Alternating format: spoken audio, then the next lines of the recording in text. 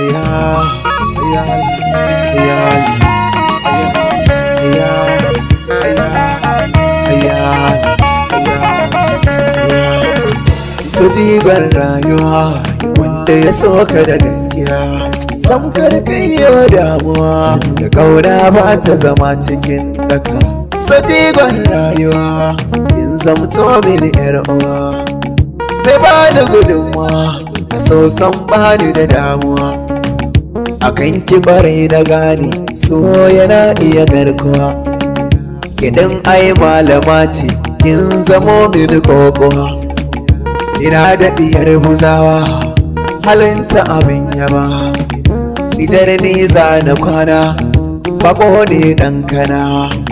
Mutan Nijar an faɗa min kuna ƙaunar kana, soyayya ce ta jani iri na zo bidani. Ahmad ne ku gane komai da ni dan gida ne, Nijar babbar ƙasa kuma da guri na kwana.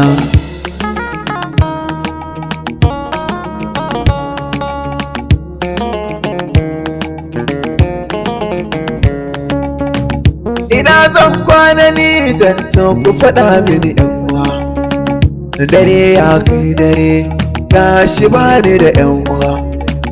Na zo da bidar masoyiya wayo da kishin ruwa, a wasan maka saduwa ta kira ni na yau zuwa. Gashi babu kudi gare ni bare wata santuwa, da jiyo sauti na murya suna da ta ambato. Lale-lale ta ce mu hankali da na karkato, murmushi kan fuskarta ya sani na diyamuwa. Aya, wayo ni Allah, soyayya yar buza jar na kwana. Halimatu Saniya ta bani ruwa na sha, ta bani guri na kwana. A ranar ne na ga ƙauna Halima ta kasa zauna, kai kawo take ya za ta faranta raina. Ni dai na barkana na samu diyar buza, babu ni ba dawo a can na karayuwa da Halimatu Saniya da kyawun Laraba.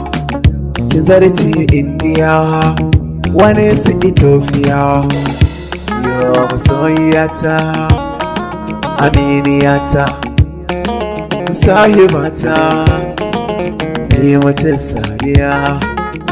Ahmad na haki ne.